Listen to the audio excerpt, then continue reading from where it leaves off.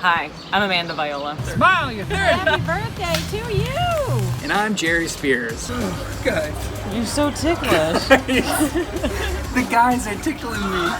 I grew up in a suburb outside of Los Angeles called the San Fernando Valley. Valley! Yes, I am a Valley girl through and through.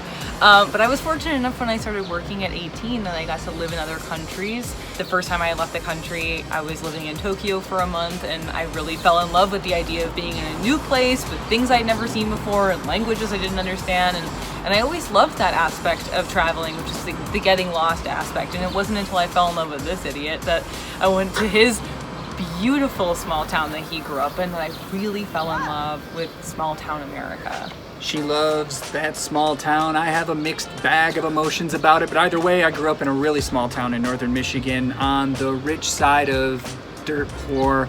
My mom cleaned houses for a living, and my stepdad worked at a foundry for 40 years. Well, my real dad was off trying to be the next Evel Knievel. We didn't take a lot of family vacations, and when I was 19, I hitchhiked from Michigan to California and back, and I learned what an amazing country there is through the eyes of locals, and not some sort of curated tourist event, but something intimate and small. And I think that that's one of the reasons I'm excited about this, is to see all that this country has to offer in an affordable, fun way, while letting us get out of Los Angeles, which has a frenzied pace that can sometimes get on top of you. Which I love. She loves. I think it's great. It's cool. BNB has the chance to show people how to slow down, unplug, relax, redefine what success looks like for you, and then do it in an affordable way. Right, because we're average millennials living in a very expensive city, and these are all vacations that we could afford. Growing up with an Italian grandmother meant that every time you went over to her house, the first thing she would ask is what you wanted to eat. And even if you said to her, "Grandma, I'm not hungry, I just ate a giant meal," she'd already be making you something. It was the kind of house that smelled like Sunday gravy. Honestly, I didn't really understand the value of that experience until I got older, and I'd have friends over and I would make them something and they would enjoy it and be happy, and we'd all sit around a table, and I realized that it's not always about the food per se, it's the ability to feed whoever walks through your door and to share a meal with the people that you care about, and how beautiful that is.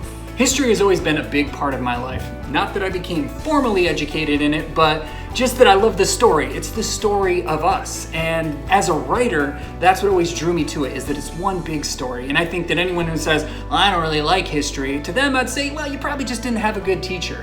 And so this will be a chance for the audience to learn some really cool history that ties to this region around the BNB, and hopefully make that random part of the country a little more appealing and have a richer understanding of how it became what it is today. Another reason we're really excited to do this show is that we really love to travel together. Eat the whole thing.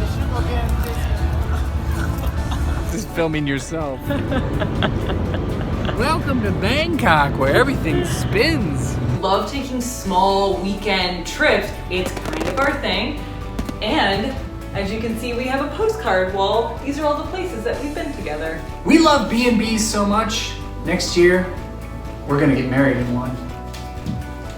Okay, no, stop. He's already done, this is not a thing. Come on, do it again for the camera.